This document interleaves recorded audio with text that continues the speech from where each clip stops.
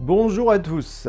Nous allons nous intéresser aujourd'hui à la suite du mois de février dans lequel le soleil va entrer dans le signe des poissons le 19 février.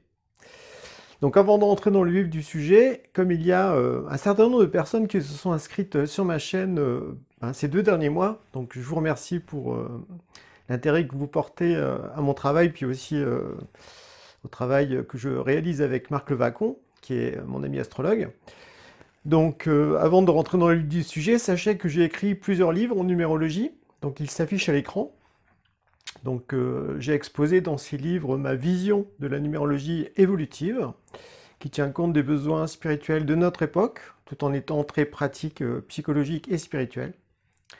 Et j'ai aussi écrit des romans, donc si vous avez envie de changer de style de lecture, ça peut être aussi intéressant. Ce sont des romans qui reposent sur des expériences intérieures, donc j'essaye d'être le plus réaliste possible, mais en même temps ça reste un roman. Donc n'hésitez pas à aller dans le descriptif pour cliquer sur le lien qui vous fera découvrir de larges extraits de tous ces livres. Donc, maintenant que le coup de pub est passé, entrons dans ce qui nous intéresse dans cette période entre le 19 et le 29 février 2024. Donc en numérologie, nous sommes en année 8 pour 2024. Donc c'est une année qui nous invite à nous transformer, à faire preuve de dynamisme, à oser saisir notre force intérieure pour combattre pour nos bonnes valeurs, pour les bonnes valeurs qui nous sont chères, donc des valeurs humaines, des valeurs humanistes, des valeurs spirituelles. Donc c'est aussi, ça touche la notion aussi de mort et de résurrection, accepter qu'il y a une partie de certains de nos comportements ou de notre vie, d'un pan de notre vie qui peut mourir vraiment pour qu'on puisse renaître sur de nouvelles bases, comme le phénix, renaît de ses cendres, tout comme le Christ,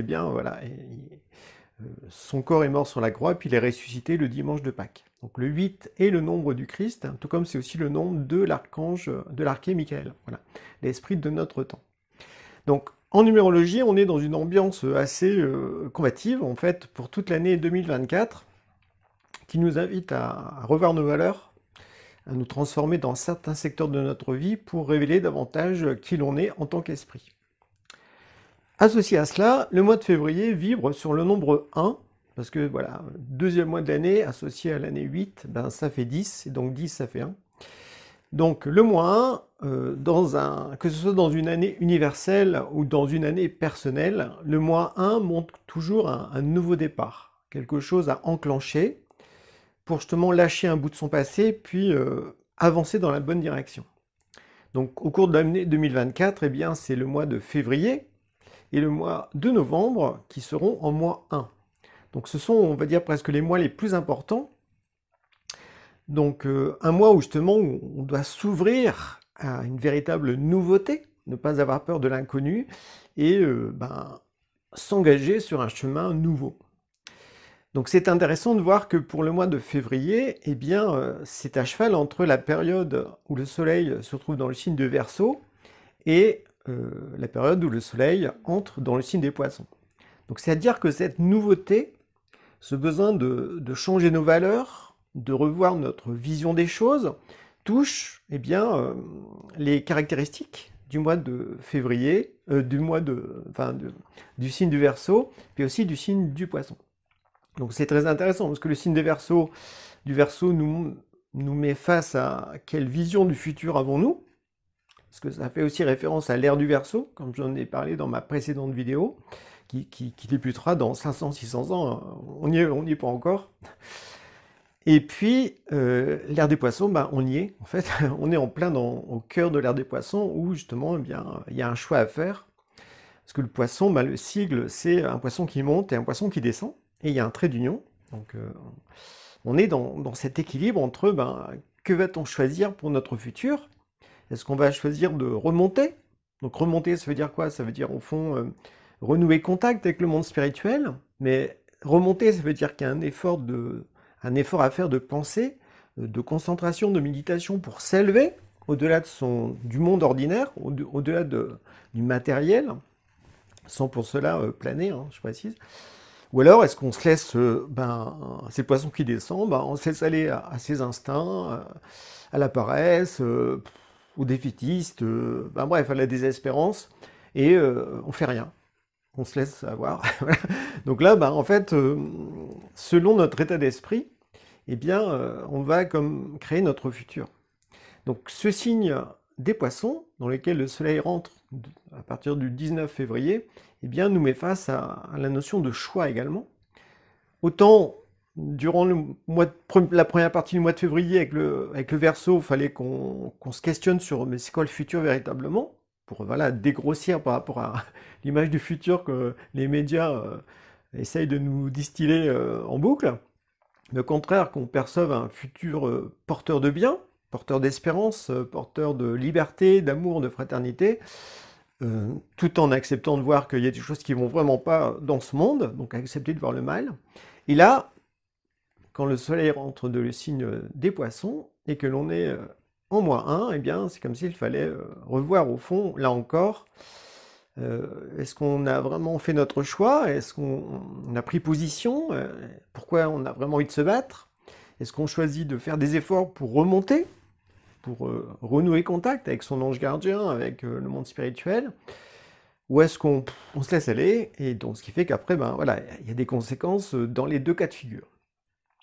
Donc, durant cette période, entre le 19 et le 29 février, eh bien, on va être mis face à tout ça, avec notamment deux événements marquants. Il y a la pleine lune, le 24 février, et puis il y a une conjonction Soleil-Mercure-Saturne le 28 février.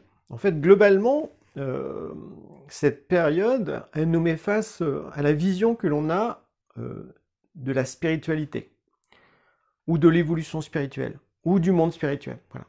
Donc c'est vraiment une période pour faire le point, pour bien distinguer la véritable spiritualité de la religion, du développement personnel, de la médiumnité et du channeling. Voilà, c'est comme s'il fallait accepter de voir clairement les choses en face, pour pas s'illusionner, pour pas mélanger, mais qu'au contraire, qu'on sache à quoi s'en tenir par rapport à ces différents domaines de la vie qui, si on ne pense pas trop, on peut facilement faire des amalgames. Voilà. Donc cette vidéo a pour but aussi de faire un petit peu le point par rapport à ça. C'est à vous aussi à faire des efforts, justement, de pensée, de réflexion, pour vous faire votre propre opinion, avec justesse, avec bon sens, avec un bon sens critique également, par rapport à ce qui est proposé, ou ce que je peux vous dire, en fait. Bref, on est invité à penser, et ça correspond vraiment à cette conjonction Soleil, Mercure et Saturne, le 28 février. Donc, quelles sont les valeurs des poissons? Donc le poisson, ça touche la spiritualité, ça touche l'inspiration, ça peut toucher les dons artistiques, ça peut aussi montrer quelque chose de secret, de mystérieux.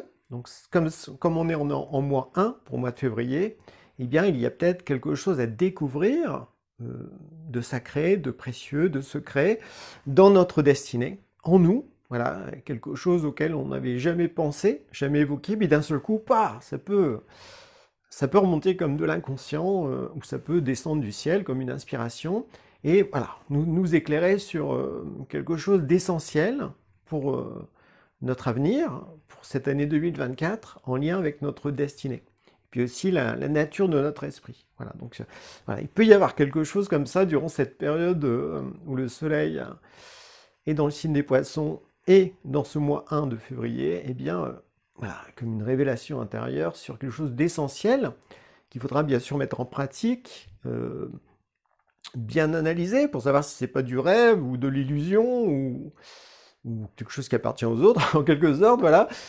Non, vraiment faire un effort comme ça de lucidité, de clarté, de discernement, de mettre la lumière de vérité sur ce qu'on peut percevoir de nouveau, voilà, comme une découverte, une révélation, quelque chose de secret, dans le secret de notre cœur, voilà, quelque chose comme ça qui peut nous émerveiller, nous apporter un baume de consolation, de guérison, puis d'un coup nous pousser à entreprendre certaines choses. Voilà, donc durant cette période, c'est important d'être réceptif, mais c'est pas une réceptivité passive où on se laisse aller dans le rêve, en attendant que tout descende du ciel sans qu'on fasse aucun effort. Non, non, c'est le symbole de la réceptivité, c'est la coupe. Mais dans la coupe, c'est pas juste un bol, hein, il y a un pied, il y a une base. Ça veut dire qu'il y a quelque chose de bien construit. On est bien ancré à la réalité. Il y a une droiture intérieure, une concentration. Et à ce moment-là, oui, il peut y avoir une inspiration céleste, mais c'est parce qu'on a fait l'effort, au fond, de construire sa coupe intérieurement pour s'élever au-delà de sa condition ordinaire. Et de là, effectivement, on peut être inspiré. Et en même temps, quand on va recevoir quelque chose, eh bien, on va le passer au crible de la pensée, du discernement, pour pas gober non plus tout ce qui peut venir du monde invisible comme ça, en pensant que c'est vrai, d'un coup comme ça, naïvement. En fait, non. Dans le monde dans le monde invisible, dans le monde astral, il y a un tas d'entités qui ne sont pas bienveillantes, qui se font passer pour des guides, tout ça, voilà, mais qui justement, si on ne pense pas, eh bien, elles peuvent facilement nous rouler, nous manipuler et nous mener dans une mauvaise direction. D'où cet effort de pensée qui correspond bien à l'ère des poissons. Il faut penser d'une manière spirituelle, avec un point de vue spirituel. C'est pour ça que le poisson est relié à la notion de méditation, de réceptivité, de relaxation. Voilà, il faut se préserver du temps comme pour rentrer dans son monde intérieur. Et dans ce monde intérieur, eh bien, rester bien conscient, ne pas rêver. Et puis, dans ce sanctuaire intérieur que l'on peut se construire en méditation, eh bien, méditer sur des connaissances éventuellement, sur des idéaux, sur des vertus. Et puis aussi cultiver des phases de silence, pour vraiment écouter l'invisible, écouter le silence justement, pour qu'il puisse justement nous inspirer. Donc c'est pas forcément évident à vivre, mais c'est possible. À force si on médite régulièrement, on peut s'octroyer comme ça des phases d'immobilité, de silence intérieur, pour justement être réceptif, mais en étant pleinement conscient, pleinement présent dans cet exercice. Donc, moment fort au niveau de l'astrologie, c'est le 24 février, donc c'est la pleine lune. Alors, je ne suis pas astrologue, j'utilise des éléments astrologiques, donc c'est-à-dire que je ne vais pas interpréter la carte de cette pleine lune. Par contre, je vais parler, au fond, de cette relation entre le soleil, qui est dans le signe des poissons, et en face, la lune, qui est dans le signe de la Vierge. Comment est-ce que je vois les choses ? En fait, le plus important, c'est le soleil, parce que le soleil symbolise l'esprit humain, le jeu véritable,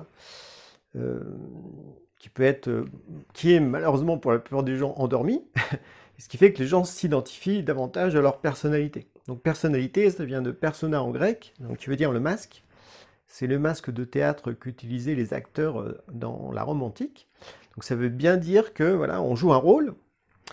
Et donc ce rôle, on l'a construit dans notre petite enfance en fonction de ce qu'on a vécu au niveau familial, éducatif, entre souvent nos 3 premières années de vie qui sont capitales, mais qui en même temps, au fond, nous aident à récupérer une partie de notre bagage karmique hérité des vies passées. Voilà, donc on a notre personnalité, et cette personnalité, eh bien, ça correspond à la Lune en astrologie, alors que l'esprit, le véritable jeu qui est au-delà de la personnalité, eh bien, lui, c'est le Soleil. Donc le Soleil, lui, comment j'interprète cette pleine lune on va dire, à la fois la Lune est en Vierge, mais le Soleil est en Poisson. Donc le Soleil en Poisson, il s'adresse à la psyché ou à la personnalité en disant, au fait, c'est quoi ta vision de la spiritualité ? Voilà. On fait ça sous forme humoristique, ok, d'accord. Donc le soleil, lui, il représente l'esprit. Donc comme il est dans le signe du soleil, dans le signe des poissons, le plus important, c'est voilà, est-ce qu'on arrive vraiment à évoluer au niveau spirituel, ou quelle vision on a du rapport au monde spirituel, ou quelle vision on a de la spiritualité en général. Voilà. Donc le soleil, lui, il éclaire ça, il éclaire la lune en face, il éclaire la personnalité, et la personnalité, justement, a la possibilité de se regarder au fond. Donc chaque être humain, au fond, peut se regarder en lui-même en se disant effectivement quelle vision j'ai de la spiritualité. Voilà. Donc là, il peut y avoir au fond 3 grands cas de figure. Premier cas de figure, la spiritualité, ça n'existe pas, c'est nul. La personne, elle est hyper matérialiste, elle est athée. Elle rejette tout ce qui est invisible, tout ce qu'elle ne peut pas palper avec ses sens. Donc pour elle, même c'est allergique en fait, dès qu'on parle de spiritualité, elle associe ça à des sectes, voilà.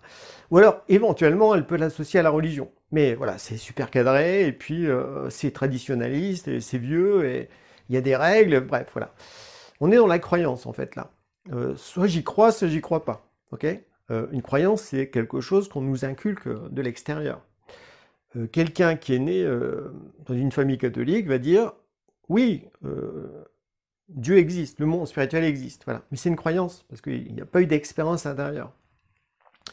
Par contre, on n'a qu'une seule vie. Voilà, c'est la croyance de l'Église. Okay.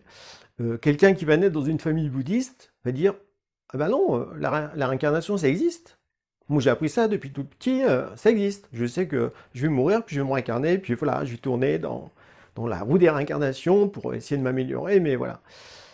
Et puis un athée va dire, tout ça c'est que des conneries, il n'y a rien après la mort, c'est le néant, et donc il faut profiter de la vie à fond, et puis on ne se soucie pas des conséquences. Voilà. Donc ça, c'est vraiment des croyances. Dès qu'on est dans des croyances, c'est qu'on... Mais ça dépend de notre éducation, de l'extérieur, de nos parents. Donc ça touche vraiment la personnalité. Donc là, on est dans une phase de soit la spiritualité, c'est religieux, c'est dogmatique, et puis j'y crois ou j'y crois pas, voilà. Ou soit c'est non, ça n'existe pas, et on rejette. Donc ça, c'est un... Mais même en nous, on pourrait avoir ça. On a beau être dans un cheminement spirituel, cette partie-là qui rejette le spirituel, elle a peur du spirituel, mais même quand on chemine au niveau spirituel, hein, même quand on pratique la méditation, etc., à certains moments, on peut être confronté à cette peur de la spiritualité, à cette peur au fond de la lumière spirituelle, parce que ça risque d'éclairer des zones d'ombre en nous. Donc à ce moment-là, c'est comme si on avait peur de voir notre mal. Parce que voilà, si on vit une forte expérience spirituelle bienveillante, en contrepartie, ben, c'est un peu les deux poissons. Hein. On s'élève d'un coup, waouh, on voit quelque chose de super beau en soi, et puis après, ben, faut descendre pour aller dans ces profondeurs. Parce qu'il faut intégrer l'expérience et en même temps ça va nous confronter à une partie de notre mal, de notre karma négatif, de notre ego. Il va falloir le voir en face. Donc la peur de la spiritualité, ça peut être aussi la peur de voir notre mal en face. Voilà. Ou aussi, eh bien, on préfère rester dans le flou et on ne veut pas trop voir son bien, parce que si on voit son bien vraiment, en pleine lumière, eh bien, ça veut dire qu'après il faut qu'on s'en occupe, il faut qu'on en soit responsable, qu'on le partage. Voilà, et si on n'en fait rien, on risque de ne pas être bien dans ses baskets. D'où le fait que cet aspect de rejet de la spiritualité, ça peut aussi inclure eh bien, un moment dans notre cheminement intérieur où faut assumer une plus grande responsabilité, où il faut oser voir une partie de mal en soi pour la transformer. Donc ça, c'est vraiment ce côté-là. À l'opposé de ça, c'est la spiritualité. Ouais, j'y crois, pas de problème, je suis relié à guide, au maître ascensionné, à Jésus, à Marie, enfin voilà, Marie-Madeleine, enfin bref. D'un seul coup, là, la personne, elle est connectée à fond à tout, mais en fait, elle est dans une attitude passive, c'est-à-dire qu'elle attend un miracle du monde spirituel. D'ailleurs, c'est pas un vrai monde spirituel à ce moment-là, parce que souvent, les personnes qui sont dans cette catégorie-là ne pensent pas. Voilà. Ils se considèrent comme des enfants.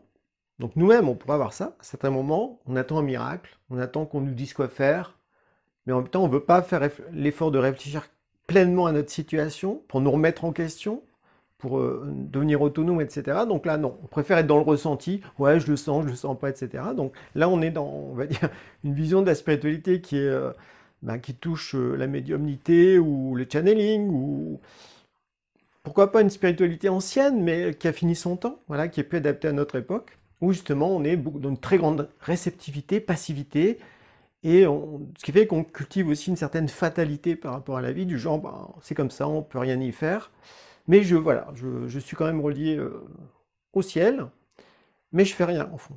j'attends que ça se passe, en fait. Voilà. Donc, voilà. Alors, sachez que, voilà, je peux être un peu humoristique des fois, mais quand on regarde globalement cette deuxième, on va dire, cette deuxième aspect, en fait, de quel rapport on a au monde spirituel, eh bien, on voit que de ce côté-là, ça peut planer quand même pas mal. Ou alors, les gens peuvent prendre des drogues ou des substances pour avoir des perceptions qu'ils n'auraient pas habituellement. Voilà. donc ils vont prendre des substances comme de l'iboga, etc., pour justement arriver à se décoller d'eux-mêmes, vivre des expériences spirituelles, mais en fait, c'est parce que initialement, eux-mêmes ne font pas l'effort de méditer, etc., donc ils espèrent comme vivre une expérience très forte, très intense, qui va les transformer d'un coup, comme ça. En fait, c'est pas comme ça que ça se passe. Mais voilà, donc tout ça, ça va dans la seconde partie, donc on peut être aussi eh bien, d'un coup, dans cette partie-là, de cette fausse spiritualité.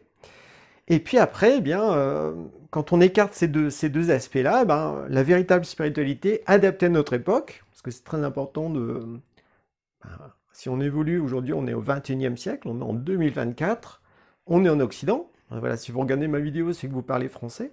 Donc soit vous êtes en France, en Belgique, en Suisse ou au Québec.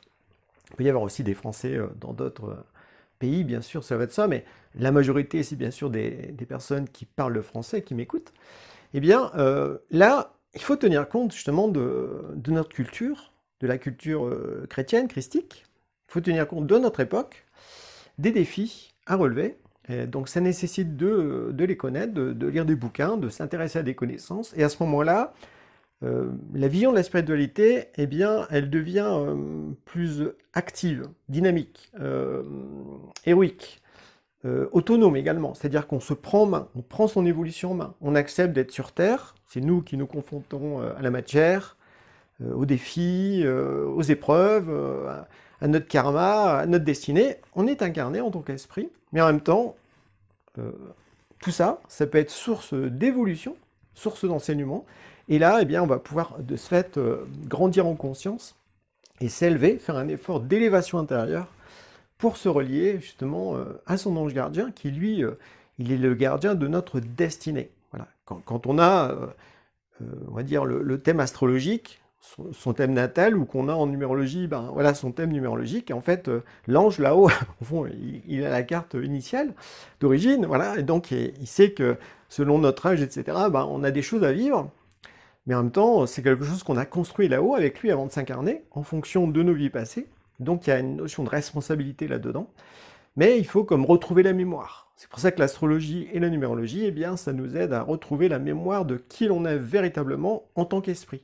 Et à ce moment-là, eh bien, on va cultiver une vision plus juste de la spiritualité ou de l'évolution spirituelle, qui sera adaptée à notre époque. Donc cette seconde partie repose beaucoup sur le fait de développer une pensée du cœur, ou une pensée vivante, une pensée spirituelle. Donc on va méditer sur des connaissances, on va vraiment essayer de nourrir son esprit, voilà. Alors que quand les gens vont voir un médium ou une voyante, en fait, ils veulent nourrir leur personnalité, voilà. Ils veulent nourrir, on va dire, je dirais presque leur matérialité, dans le sens où quand on va voir un voyant ou une médium, souvent c'est qu'est-ce qui va m'arriver physiquement? Est-ce que je vais être en mode santé? Est-ce que je vais rencontrer le grand amour? C'est-à-dire, est-ce que je vais toucher des gens? Voilà. Est-ce que je vais avoir un travail, donc pour avoir de l'argent, pour subvenir à mes besoins physiques? En fait, tout ça est relié au corps physique, et donc à la personnalité. Alors que quand on s'intéresse à des connaissances spirituelles sur la création du monde, sur les anges, sur la destinée humaine, en fait, la personnalité, elle n'en a rien à faire de tout ça, ça l'intéresse pas, parce que ça... alors que l'esprit, lui, oui, il a soif de cette nourriture, d'où l'importance de lire des ouvrages de véritable spiritualité, avec des connaissances qu'on ne comprend pas forcément, ou pas tout, voilà. C'est pas des livres de développement personnel, où ça, on rentre dedans, c'est assez facile, mais développement personnel, ça veut dire qu'on développe sa personnalité, voilà. On n'est pas dans la spiritualité, c'est autre chose. Voilà. Ça dépend de chacun. On peut avoir besoin de se développer au niveau de sa personnalité pendant un temps, pour après, d'un seul coup, vivre une expérience de réveil intérieur. On va se dire, mais ok, j'ai envie d'aller plus loin. Et là, ok, là je vais m'intéresser vraiment à la spiritualité qui repose sur des questions existentielles. Qui suis-je véritablement? Pourquoi je suis sur Terre? Quel est le sens de ma vie? Qu'est-ce que j'ai à faire ici? Voilà. Pourquoi je vis telle situation, telle épreuve, telle rencontre. Voilà. On cherche à mettre la lumière sur qui l'on est pour ensuite œuvrer à l'évolution humaine. Voilà. Donc ça dépasse au fond le cadre personnel. Voilà. L'esprit humain, le jeu, lui, il inclut, en fait, il veut se sentir concerné par l'évolution humaine, l'évolution de la Terre. Et donc pour ça, ben, le fait de lire des connaissances dessus, puis après de méditer dessus, eh bien, c'est l'idéal pour nourrir son esprit et de plus en plus arriver à se décoller à certains moments de sa personnalité classique, matérielle, conditionnée, affective, tout ça, voilà, pour prendre conscience qu'on n'est pas ça. Voilà, on a ça en soi, mais on n'est pas ça. Voilà, une sorte de, voilà, de décollement. Donc, et à ce moment-là, ben, plus on arrive à se saisir intérieurement dans qui l'on est véritablement, à répondre à cette question qui suis-je, et plus on peut s'élever en conscience. Et c'est là, on est dans le poisson qui monte, et là, on va comme percer le ciel, ou en fait entrer en relation avec son ange, ou être inspiré, voilà, par rapport à nos projets, par rapport aux connaissances que l'on étudie, pour justement qu'il y ait petit à petit une relation qui se tisse, mais qui est réelle, qui est adulte, qui est consciente, voilà, avec le monde spirituel, le véritable monde spirituel. Voilà. Donc ça, c'est vraiment, d'après mon point de vue, hein, voilà, ce qui peut se jouer durant cette période du 24 février avec cette pleine lune. Et donc, comme la lune se trouve en Vierge, eh bien le Soleil dit à la Lune, donc à la Psyché, utilise les bonnes valeurs de la Vierge pour faire le point sur ta vision de la spiritualité. Or, quelles sont les bonnes valeurs de la Vierge? Eh bien, c'est le bon sens, c'est la logique, c'est le fait de tirer des leçons de ses expériences, c'est le fait d'avoir les pieds bien sur terre, faire preuve de méthode, de pragmatisme, voilà, de rigueur. Donc, c'est dire qu'il faut penser. Hein. La Vierge est un signe mental, en même temps, terre. Donc, on a les pieds sur terre, on est réaliste, voilà. Et donc, on va pouvoir analyser ces expériences concrètes ou intérieures avec lucidité, sans planer, sans rêver. Non, non, il y a une rigueur qui est là. Hein, parce que la Vierge, elle cherche à se purifier, donc elle veut que tout soit bien pur, au fond, dans ses réflexions, ou dans la perception de ses ressentis, ou dans son action. Elle cherche la perfection. C'est pas évident, parce que ce monde, la perfection n'existe pas dans ce monde, mais elle tend vers ça. Donc il y a cette soif, au fond, de se purifier des illusions, des rêves, des attentes, de l'égoïsme, tout ça, pour être meilleur, en quelque sorte. Et à ce moment-là, oui, là, on rentre dans l'évolution spirituelle, où c'est l'évolution de l'esprit qui cherche à prendre conscience de qui il est, grâce à la connaissance, parce que la Vierge, c'est aussi la Vierge Sophia, c'est la grande reine du ciel, c'est elle ben, qui a à sa disposition toute la sagesse universelle. Voilà. Donc c'est pour ça que le soleil qui est en poisson, qui voit la lune en face en Vierge, dit ben, souviens-toi de la sagesse spirituelle.